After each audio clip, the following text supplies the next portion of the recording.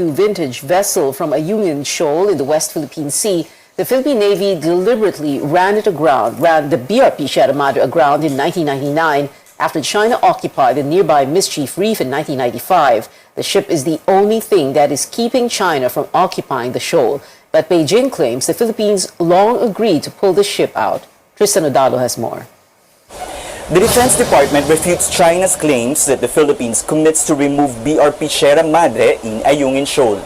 In a statement, Defense Chief Delfin Lorenzana says that BRP Sierra Madre has been on Ayungin since 1999 and the government should have removed it if there is any commitment. Lorenzana insists that Ayungin Shoal is within the country's exclusive economic zone and continental shelf. The country also maintains sovereign rights in the area through the UNCLOS and the Arbitral Tribunal's 2016 ruling favoring the Philippines. The defense chief accuses China of trespassing. He also says the Chinese have no business in the West Philippine Sea. On Wednesday, the Chinese Foreign Ministry demanded that the Philippines honors its commitment and remove BRP Sierra Madre from Ayungin Shoal. Beijing added that the resupplying mission was only allowed due to, quote, a special arrangement and out of humanitarian considerations. In a forum on Thursday, Lorenzana maintains the country's position on Ayungin Shoal, while retired Supreme Court Senior Associate Justice Antonio Carpio says that China is bullying its Asian neighbors and emboldened by its Coast Guard law. That China is bullying its smaller neighbors in the South China Sea. China's new Coast Guard law brings back the world to the turbulent era before the 1945 UN Charter, when the armed force or war was a legitimate means of acquiring territory or settling disputes between states. Disputes the West Philippine Sea is our main concern. China remains aggressive in asserting its claims in the South China Sea, seriously challenging our interest in the area. I told the Chinese ambassador that no one can prevent us from doing what we have to do within the West Philippine Sea, where we have sovereign rights by international laws. This is not the first time that Beijing talked about a certain commitment allegedly made by the Philippines. China also made the same remarks in 2014 but was disputed by the DFA. Tristan Odalo, CNN Philippines. In a series of tweets, Foreign Affairs Secretary Teddy Locsin echoed President Duterte's remarks at the recent summit with China and other Southeast Asian nations, condemning Beijing's recent attack on Philippine boats and urging the Asian giant to exercise utmost self-restraint and adhere to international law.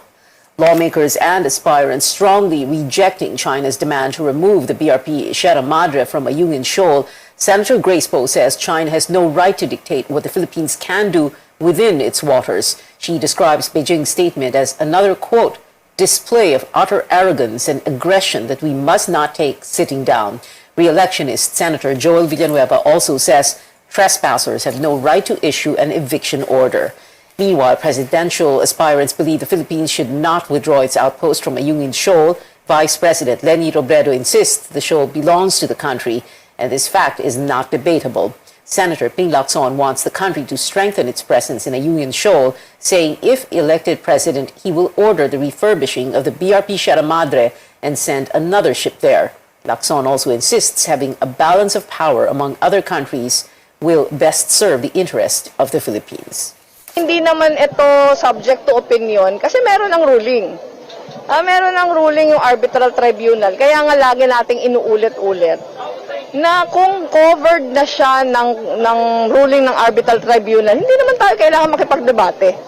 Klaro na bahagi ito ng ating EEZ. At yung meron tayong sovereign rights over dito, dapat yung enjoyment ng resources doon ay exclusive para sa mga Pilipino.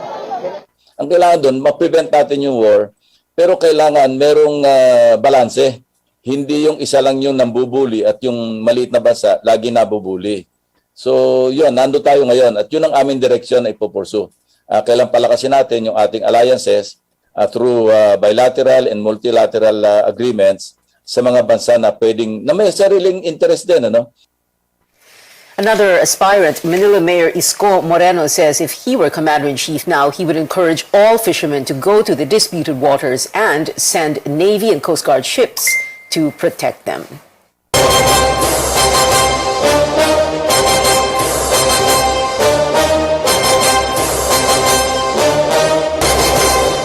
Well, after admitting that he may still withdraw from the presidential race, Senator Bongo issues a cryptic statement saying this may not be his time. Go explains he has been hesitating over the past few days after following the decision of President Duterte and the ruling PDP Laban party for him to seek the presidency. He also cites dirty politics but did not elaborate.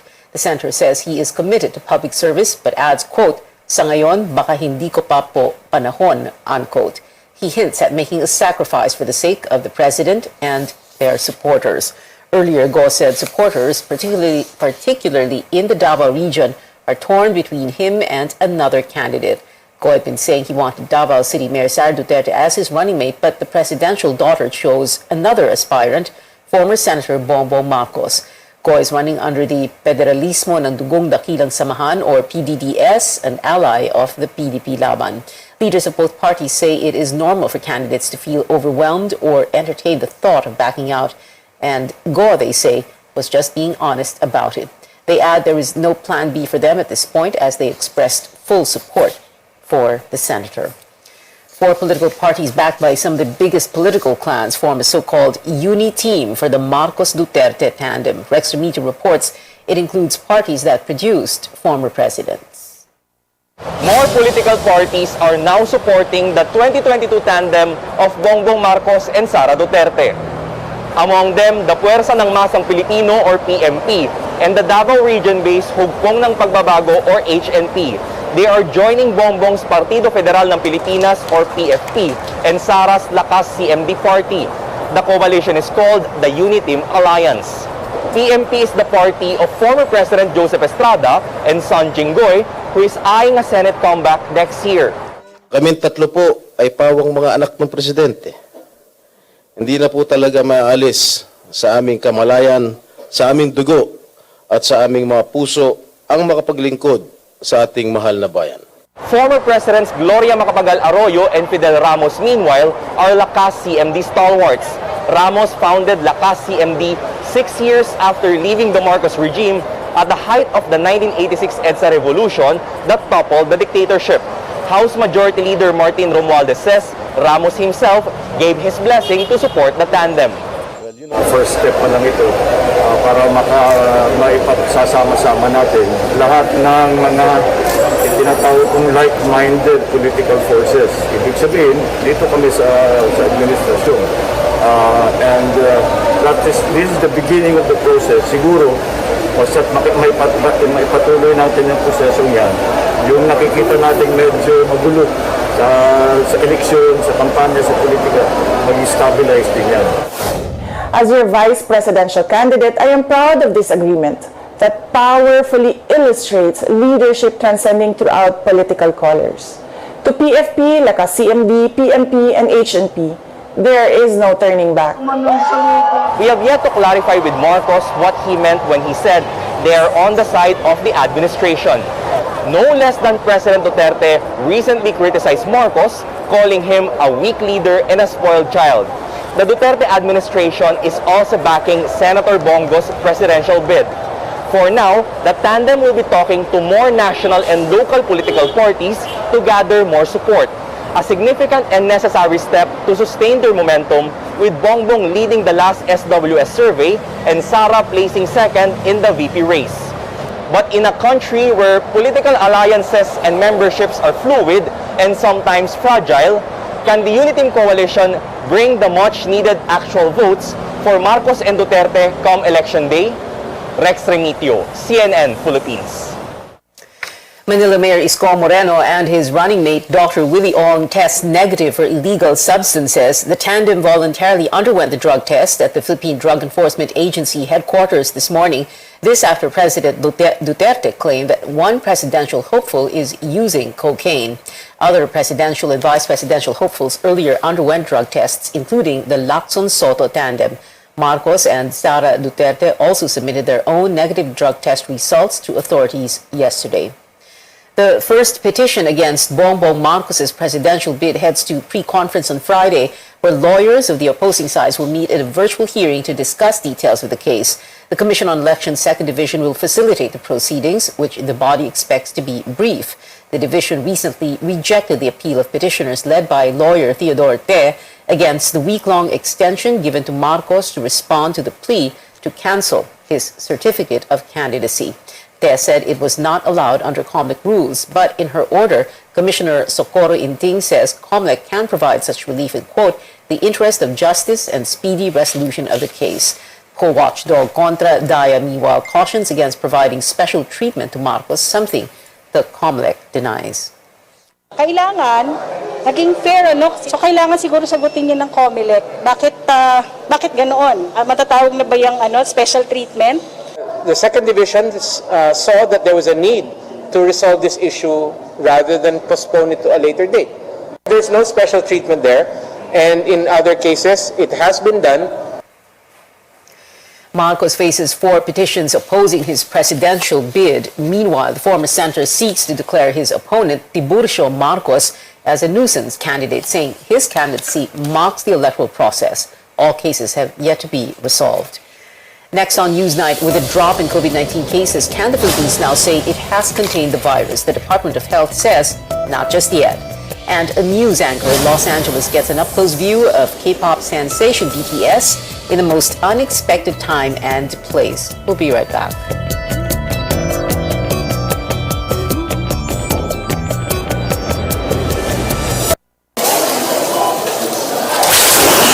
Make a splash at New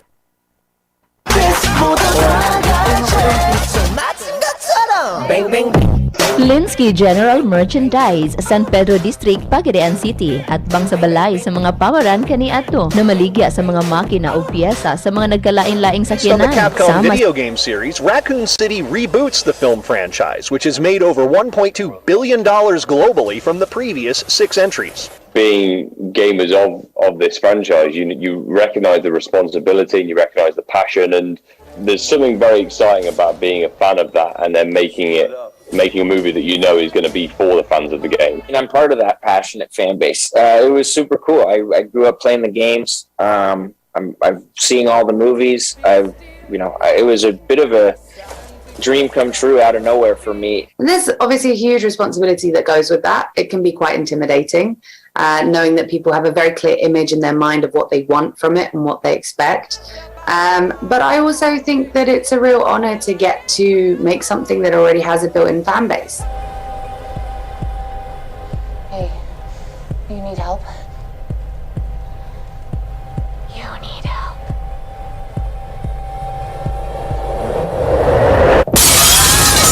In Hollywood, I'm Rick Damigella.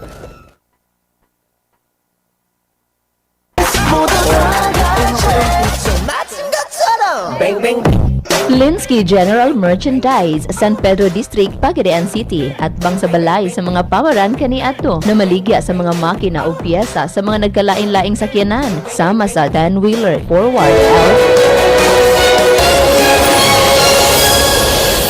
Welcome back to CNN Philippines. A day after recording an all-time low in daily COVID-19 infections, the country again reports less than 1,000 new cases. The Health Department logs 975 fresh cases today, bringing the nationwide tally to 2.83 million. Recoveries rise to 2.76 million, while the DOH records a total of 47,875 deaths, with 193 more patients dying of COVID-19.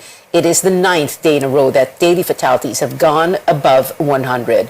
The positivity rate, meanwhile, is at 2.8%. The country has kept the figure below 5% for 13 straight days. If it is sustained until tomorrow, it means the Philippines has put COVID-19 under control, according to the World Health Organization. But for Health Undersecretary Maria Rosario Vergeire, it is not yet time to declare the country has contained the coronavirus. Vergeire says the DOH is coordinating with the WHO to identify the process and factors for disease control. She also cites past cases where the country experienced surges after bringing down transmission. Marami pang uncertain sa nangyayari sa atin, so kailangan natin ng longer period to assess and to evaluate what's happening. Kailangan din natin makonsidera, meron pong iba't ibang settings at iba't ibang sitwasyon ang bawat regional area natin. So maaari na ang NCR, mataas na ang bakunahan dito, Tapos ang ating community response has been intensified. But if we compare to other areas in the country, some of the areas in the country, mababa pa rin ang pagbabakuna. Nakikita pa rin natin na kailangan pa natin tulungan ng local governments nila for them to intensify their community response. At saka pangatlo, kailangan handa ang health system kapag nasabi natin na nakakapag-control tayo ng isang sakit. So, kailangan pang pag-aralan maigi, further studies, further evaluation, because a lot of things are very uncertain at this point. Health Chief Francisco Duque earlier said he will ask the WHO if they can declare the containment of COVID-19 after 2 weeks of maintaining the positivity rate below 5%. The World Health Organization issues an appeal as more countries roll out COVID-19 vaccines for minors. The WHO says it is less urgent to immunize children and adolescents compared to health workers, the immunocompromised, and other adults. Experts explain this is because younger people tend to have milder disease unless they are in a group at risk of severe infection. Experts ask nations to attain a high coverage in the primary series vaccination of adults first, pointing out the current global inequality in vaccine access. The WHO also has another dire warning, this time with the devastating fourth COVID-19 wave across Europe. Last week, 60% of all reported cases and deaths globally were once again from Europe, but it could suffer another 700,000 fatalities by March, according to the WHO's forecast. The agency urges countries not to rely entirely on vaccines as rollouts have stalled in parts of the continent. The sheer number of cases is translating to unsustainable pressure on health systems and exhausted health workers. In many countries and communities, we're concerned about a false sense of security that vaccines have ended the pandemic and that people who are vaccinated do not need to take any other precautions. The WHO stresses the need for a vaccine plus approach, meaning people should still practice mask wearing, physical distancing, and washing of hands. The agency estimates over 160,000 deaths could be avoided in Europe if 95% of the population wore masks. Now, in the United States, despite appeals from the WHO, an expert is putting premium on boosters. That's as the country also sees a rise in infections and a possible new coronavirus wave. CNN's Britt Conway reports. We're seeing an uptick of cases. New COVID-19 cases have been on the rise for about a month, nearing an average of 100,000 a day over the past week. But does that mean this could be the start of a new wave? You know, it is conceivable that that is going to be the case. In part because of timing. Cold weather, people going indoors, vaccination potency waning. By December 17th, the CDC's latest ensemble forecast predicts thousands more will be hospitalized that day, between 4,100 up to more than 12,000.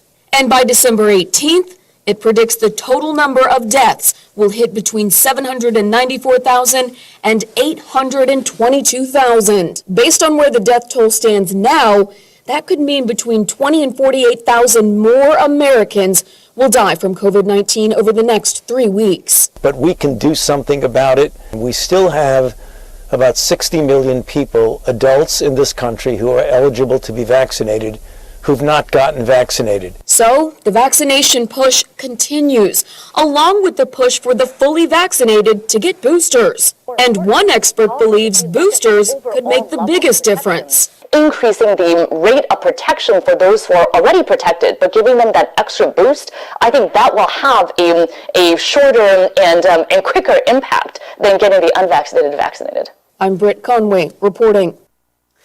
In Russia, President Vladimir Putin tests an experimental COVID-19 nasal vaccine that is not yet in clinical trials. This is Putin's fourth shot in total, which he got just days after receiving his booster dose. Putin volunteered to test the nasal spray vaccine, saying he, quote, did not feel anything after immunization. But the developer, Gamaleya Center, admits the vaccine's efficacy is still being tested. Back here at home, a former presidential advisor, Michael Yang, files a petition before the Supreme Court seeking to nullify the arrest orders and lookout bulletin against him amid his alleged involvement in the government's supposed anomalous deals with Pharmaly. The petition argues the Senate Blue Ribbon Committee's arrest orders lack legal basis. It likewise says the Bureau of Immigration's lookout order against Yang was issued without any criminal charges filed in court. Yang's camp also wants the High Court to stop the Senate panel's inquiry into his records and properties, saying it is in clear violation of the businessman's rights to privacy. What is happening now is that the Senate is now making it a spectacle. For whatever purpose, kayo na po mag-isip. Pero yung pong mga tinatanong na punit nila ay no longer in aid of legislation.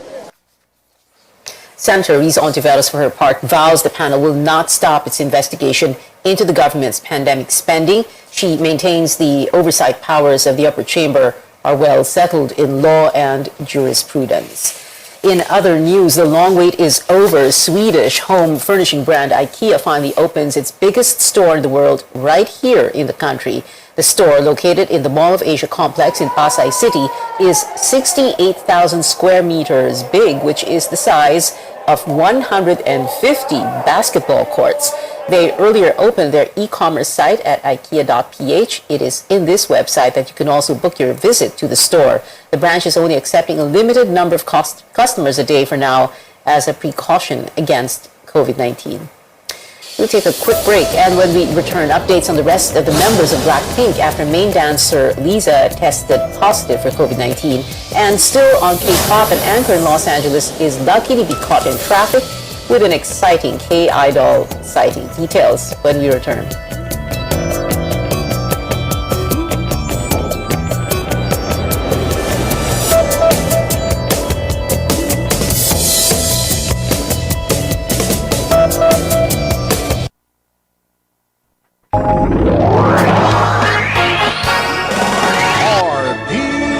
DXKP Pagadian, ang inyong Radyo Ronda RPN. RPN, Radio Philippines Network. Radio Philippines Network. Live to the world, pinaagi sa FB page, karon mag-download na. Pinaagi sa Google Play, og Apple Store, YouTube, og Twitter. Alang sa mas kipakuskan ng mga balita, komentaryo, kasayuran, og kalingawan. Ang mas kipakuskan nga inyong Radyo Ronda. Member, kapisanan ng mga broadcaster ng Pilipinas.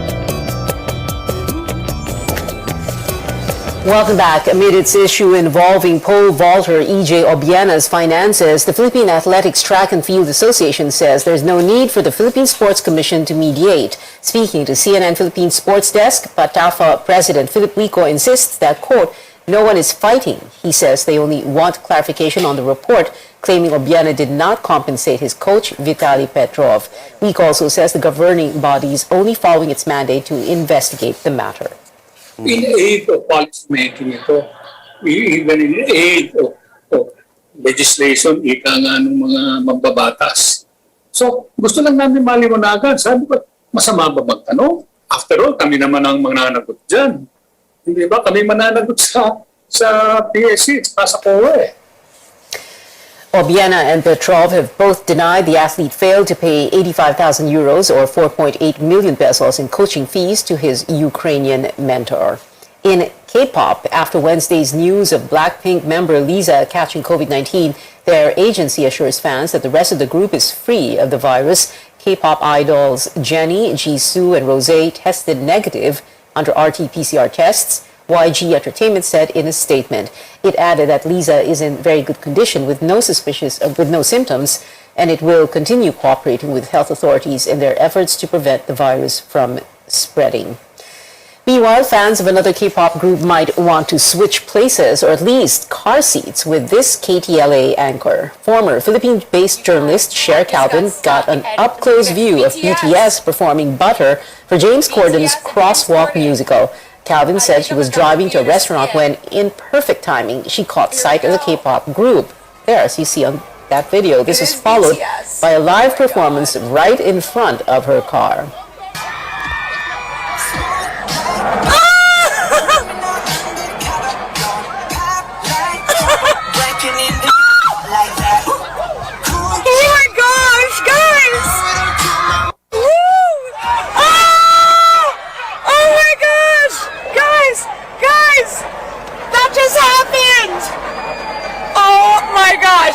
That just happened! I can't believe that just happened! That just happened, Swetini Shera. Fans in Los Angeles still have a chance to see BTS perform live. The first of 4 in-person permission to dance on stage concerts is just 2 days away. And before we go, Filipino Marvel fans get an exclusive treat with Eternals hitting the big screen earlier than expected. The much-awaited adventure action film is set for an early limited release in select theaters in Mega Manila. Screening will run from 6 p.m. on November 29th until November 30th. Eternals features a team of superheroes who lived long before Iron Man, Captain America, and other Marvel icons. It's set to premiere nationwide on December 1st. Here's CNN's David Daniel with a look. We have helped them progress and seen them accomplish wonders. Eternals have nurtured humanity for 7,000 years. We have never interfered until now. Oscar-winning director Chloe Zhao went from indie films to the MCU. I had to pitch for it, and we both have to look at each other and go, there's something about what you're offering we really want. And that's when I have the project. Ajak, played by Salma Hayek, leads the team. I had given up on the hope of Marvel noticing that I existed, and it was just amazing. The diverse cast includes Lauren Ridloff as the MCU's first deaf superhero. I love that my deafness is not seen as, a driving point to a story. It's just, it's just an asset. And Kumail Nanjiani as its first South Asian superhero.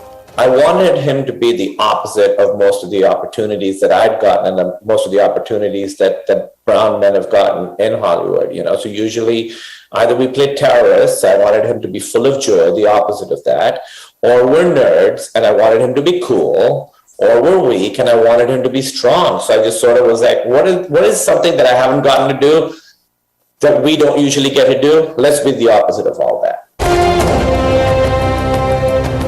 Between the heroics, we see the friendships, which the cast formed off-screen as well, most of them. I don't think I was really expecting to come out of this with so many incredible friendships. I mean, I really got to know everyone so well. Yeah, I made no friends on this movie. Excuse me? Apart from you. We became friends. Yeah, we became friends. Okay. We've loved these people since the day we arrived. When you love something, you protect it. In Hollywood, I'm David Daniel. And that is it for now. It is 30 days before Christmas. Join me again on News.ph at 7 p.m. I'm Pia Ontiveros for Newsnight, where we go above and beyond the headlines.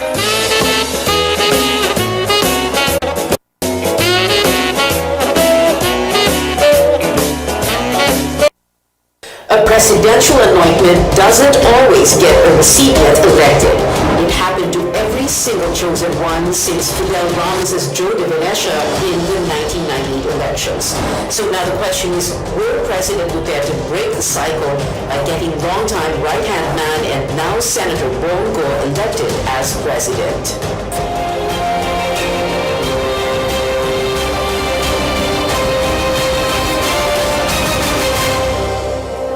Good evening, I'm Pia Ontiveros. Welcome to your weekly political appointment fix, politics as usual. Our guests for tonight, political strategist Malu Tequia joining us via Zoom, and campaign advisor for Senator Ping Lacson, former Secretary Ronnie Puno. Good evening to you, Malu, and good evening, Sec Ronnie. Thank you very much for being here.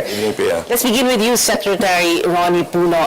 Tell us the story again of the 1992 elections and how FVR won. Monching Mitra was chosen, hindi ba, by the LDP to be its standard bearer, and the administration of Cory Aquino was expected to support him. So what happened so that we can get a better appreciation of presidential anointments and how they affect processes? I don't know what the internal developments are within the LDP at the time, but at some point, President Aquino decided to support President Ramos, who broke away from the party and formed his Lakas party. Yes. Actually, the bulk of the LDP remained with Speaker Mitra, although the people closest to President Aquino really started to help President Ramos. So it was a very rather short campaign, but very effective one. And I think that if we're talking about the power of presidents to help their designated successors, I think President Aquino was probably the biggest factor in making President Ramos win. Of course, President Ramos had his own popularity because he was an acknowledged hero of the EDSA revolution. Yeah, and yung campaign EDSA 92, naalala? Correct, yes. He capitalized on the fact that the people believed in him because of his performance during the EDSA revolution, and even as a cabinet minister during the early periods of President Aquino's term. So both the record in his long public service plus the popularity because of EDSA, I think contributed to his victory. But of course, the help of President Aquino and their close allies were critical in his winning. Okay, so it was the anointment by, well, at the time, still a popular president, Cory Aquino, and then, like you said, FVR's record and EDSA hero status, and then the other not-so-best kept secret was a Ronnie Puno. No, actually, those things get blown out of proportion. Actually, the candidate was a great candidate. He was working with the machinery of a very popular sitting president, and I think those were the main factors. And there were 7 candidates, if you will remember. Yes. So you didn't really need to win, half of the electorate. Just 23%. Yeah, exactly. And that was probably in the reserve of votes that they already both had in any case. And then as opposed to someone like Monching Mitra, a veteran politician, they even call him a traditional politician, a trapo, as opposed to a new face. Ganon? Well, Speaker Mitra at the time had the support of all the congressmen, but of course, as the election came closer, and as the support of President Aquino towards President Ramos became more evident, I think a lot of the members of the LDP probably thought that, it would be in their interest and in their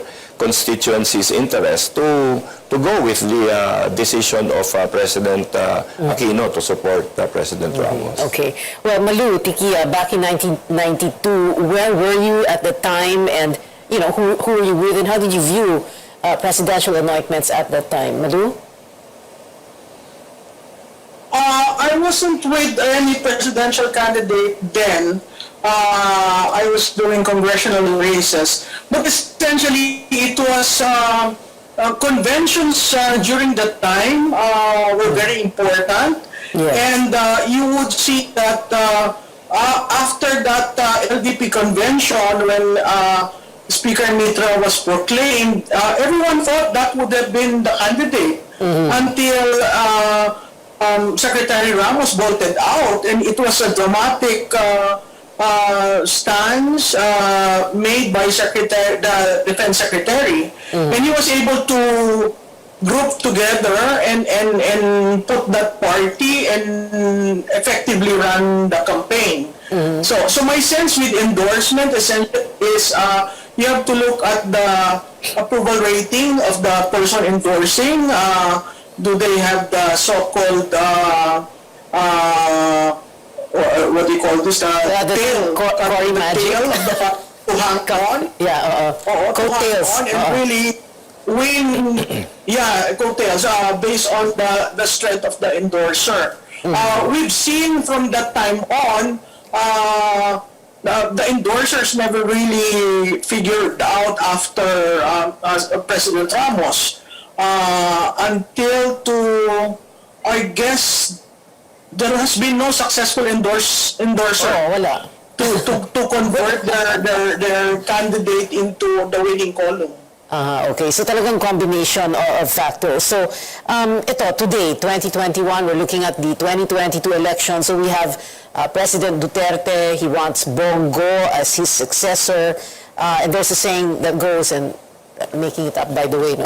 Presidential anointments can only do so much. So, you have a popular President Duterte. So is it too simplistic to say dahil popular si Digong and he likes Bong, therefore those who like Digong will vote for Bong? We're going to ask our guests tonight, Ronnie Puno and Malu Tiquia, to answer that question when we come back. Politics as usual, we'll be right back.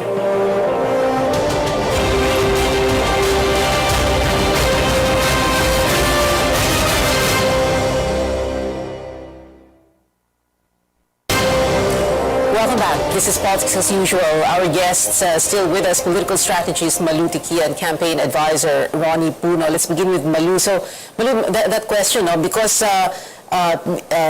Digong, so people like Digong, and Digong likes Bong, so people will vote for whoever Digong likes. Not as simple as that, right? It's not that simple as that. For the basic reason, Senator Go came into our midst only in 2016. So that's like 5 years and 5 months being in the public realm. And it's not easy as just because you're the aide, everyone will follow the president. Yes, we have a very popular president, but it takes more than just being around and being active in the arena. If you're going to look at tandems, the tandem of Lacson and Soto have all the experience, combined experience. When you pit them against Senator Go, medyo mahihirapan yun. And then there is no vice president. It's a very ludicrous situation where the administration doesn't have one ticket. There is no single ticket. And because of the way things have been dealt out, it would appear that the BBM Inday Sara ticket will be the push and pull against Ago without a vice president. So whether Inday Sara will accept being guest, or whether she will stick with BBM, that's the big question. But I think... But that's going to be weird if she's kung mag-guest candidate siya kay Bongo, ano yun? Tapos, candidate... Diba, napakahirap napakahirap i-explain sa taong bayan. Kaya nga yung movement ng dalawa, si BBM at si Mayor Sara sa Tagum, makita mo talagang... silang dalawa ang gumagalaw. Sa tingin ko, that would be a strategy, that it will be a tandem. They will move as a tandem, as everyone should, because it's going to be very hard to get a split ticket in 2022. Yeah. Well, kanina sabi mo, diba, experience, no? When Bongo says, and because he is the anointed of Rodrigo Duterte, when Bongo says, may experience ako because I had an up-close and personal view of, the presidency because I was by the president's side the whole time. Is that good enough? Is that going to be good enough? No. No, for me it's not, because it takes more than just that to be president. Especially, I have to remind your listeners, we need a leader who has been tested by time because we are going on a reboot. Yung ekonomiya is very important. And I'm sorry to say this to Senator Go, people are looking for more than just being aid. And what do we really know about Senator Go? That's my question. Yeah. So in other words, Digong cannot rely on his own. Duterte cannot rely on his own popularity. But hindi ba the problem kasi is that the president daw was hoping that it would be Sara Duterte to run for president, and therefore, you know, and then nasira ang plano, so therefore ganito na yan. Anyway, well, we're talking about the presidential anointment. So in this case, Secretary Puno, so you have Digong anointing Bongo. So hindi transferable yung popularity ni Presidente kay Bongo. Well, as you said, no, wala naman na-transfer na popularity from the very beginning except for President Aquino. Yeah. I have very many reasons for that. Now, the first reason, I guess, is it's very hard for a president to recommend somebody that is better than him. No?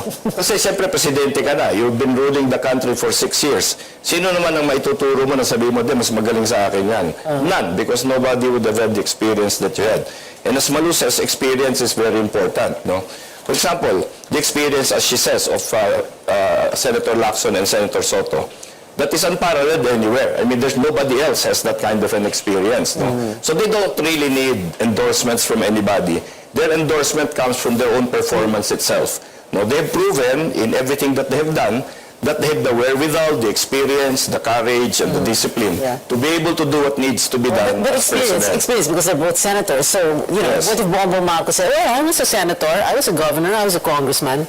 Well, that's true. Then you go down and look at whatever the experience and the performance of each one has been. No, I mean, where have they really been, and what have they really done? And I guess that's where we need to go during this election. Not just analyze what moves they make and react to every next surprising move somebody makes, no? But we really have to sell our messages to the people, convince the people that our programs and the experience of our candidates are really what's going to make a difference in the future. So, you know, Bongbong Marcos has, of course, had done a lot of things also in his career. But I guess, you know, if you compare with others, you're going to be able to get a better decision on how to... Lacson, Chief PNP. So he ran an organization. You know, Senator Lacson has been a legislator for the longest time, and I know that he has a very intimate knowledge of everything that's going on in the country today. His knowledge about the issues in COVID, in national defense, in the lack of jobs, etc., is very detailed because he has been going through all of the legislation and budgets that have gone through Congress. It's very hard to do that. But when he was head of the Philippine National Police, I know because I was there at the time, the Philippine National Police experienced a rebirth. You know, and during that time, Senator Lacson implemented what he called a devolution of the funds, no? Right. Bumaba ang pondo talaga. And that was the moral authority that he used to stop corruption in the ranks of the police. And I think everybody in the PNP is proud of the time when he was Chief PNP. So I think if he brings that kind of leadership, that kind of dedication and sincerity to the presidency, our country can sleep well at night. Okay, well, we're still talking about presidential anointment so that the country can sleep well at night. You know, it's so difficult to talk about 35 years of Philippine election history in a 30-minute program, and to do this in like a minute and a half. But going to the break, I wanted to ask both you, Secretary Puno, and Malu, let's talk about very quickly, you know, all the other presidential anointments that didn't go anywhere. So you had FDR himself, you know, anointing JDV, walang nangyari. Gloria for Gibo, walang nangyari. Noy Aquino for Mar in 2016, wala rin nangyari. Ano yung problema dito in a brief and concise manner as possible that you can explain, Secretary Ronnie? Well, for one thing, one of the more prevalent attitudes when we come into a presidential election is people normally want change. Okay, it's very rare. Not more of the same. It's very rare that you will see people wanting more of the same. Most of the time, they will look for change, because during the presidency of the the existing president, you know, a lot of things would have happened, and some good, some not so good. But people will remember the not so good. Because the good stuff they expect and they hope for, because you have promised it to them in any case. But the bad things are a surprise to everyone. So they will want some change. And I think in all the elections that we have had, that's probably the biggest thing I have noticed, that people want change. And so if you are going to be selling a message that you will continue what has been happening, so what does that tell the people? You will continue with the lockdowns, you will continue with the loss of jobs. Of course not. But so if this happened during your time, how are you now going to tell people, I'm suggesting this guy because he's going to change things around? So people will just not believe that message. Interesting. People want change, but also, maybe that's also why the presidential anointment worked only once. So para bang kung FVR, ang JDV is FVR 2.0, Gloria Arroyo, Gloria 2.0, and so on and so forth. Malu, Tiki, I'm going to ask you to answer the question when we come back. We just need to take a very quick break. More from our guests when we return. This is Politics as Usual.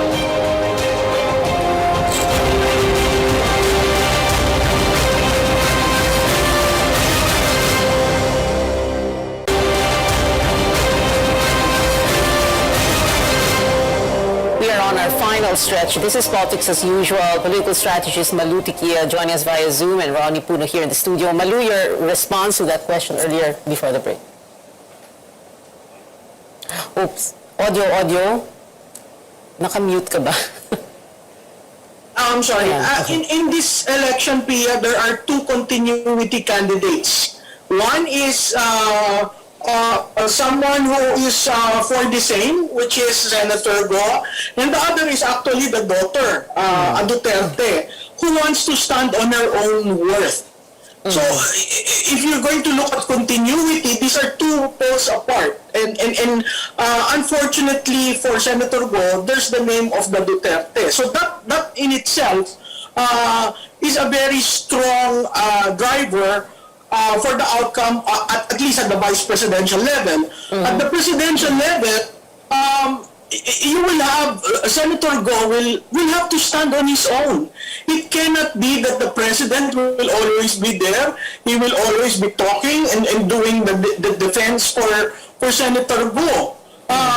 Unless we are electing Duterte 2, which is actually the PRRD under a different guy. I don't think the country is ready for that. What we are seeing now is that the country is ready for a Marcos.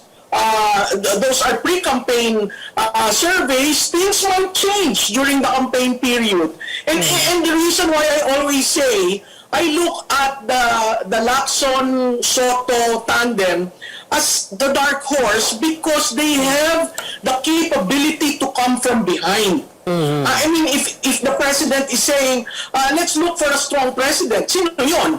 I mean, when you say he's weak, that is weak. So who's the strongest? Diba, if you scale through the list, it would appear yung dalawang ready on day one is apparently that tandem. Now, it's another thing to climb from where they are right now to the leader of the pack. And that, I think Secretary Puno knows that. But that's a challenge to that team. I'm not saying that I am so surprised at the majority rankings, ratings of the two at pre-campaign level. But things will change once we hit February. And I think in the last, 48 days, 50 days, that tandem has remained quiet and was just going through and reaching out to people. So that is campaigning. In a way, the topic of the show, presidential anointments, we can just throw it right out the window because it's not going to be a factor, you know, the way things go. But anyway, okay, so we have enough. Just one note. Just one note on that. I mean, the president will be with Senator Go. I mean, is that the reason why he's running for the Senate? So that when they go around, they're both together? Come on. You're ending your administration on a high note, but here is an active player in the political scene. How do you now put together your legacy? How do you ensure there's an honest, orderly, peaceful election? how do you ensure the transition? These things have to be thought out carefully, simply because there's so many things that this administration has done. So you're going to put that all, down the sink. Ang gulo. Okay, final words na. Malu, final words ka muna, and then we'll give the final words to Secretary Ronnie. Sige. We have 4 minutes. Go ahead. So I think to the voters, patuloy kayong maging mapanuri. Hindi pa ho tapos ang halalan. Lahat na nakikita nating ratings sa surveys, those are pre-campaign ratings. In 2016, we saw someone coming from far behind and leading the pack and ultimately winning. So let us be conscious of that, and let us look at the platforms. Tigilan na natin yung personality-driven at tirahan. Tingnan natin yung plataforma, kasi ang 2022, mahalagang makabangon tayo. That's true. Thank you, Malu Tiquia. Secretary Ronnie Puno. Yeah, thank you. Well, actually, I think it's important for everyone to realize where we are today. We are in crisis. We have had 2 of the most difficult years our country has ever gone through. School has not yet even normalized. So many people, millions have lost their jobs. We have to think very carefully about who we are going to look to lead us through all of these problems. And I think experience is going to be a major factor in how we climb ourselves out of this crisis that we face. And I think that strength of character, honesty, and really good public service is what's going to carry this country forward. And I think that when people think about our candidates, they should remember all of this and think that and be convinced that this is not an ordinary choice we're making now. This is the most important choice of a president that we will be making in the past decades. And a presidential anointment will not I don't think the presidential anointment is going to be relevant at all in this coming presidential election. Yun ang final word. Thank you very much for joining us, political strategist Malu Tiquia. Malu, thank you so much. I'll see you again. And Secretary Ronnie Puno. Sir, thank you very much for being here. We've been told before, don't talk politics at the dinner table or the family reunion or in Viber groups and risk digital warfare. But we can talk about it here at this table on the show, your weekly political appointment fix. Politics as usual. I'm Pia Ontiveros. See you back here next Tuesday, 8:30 p.m.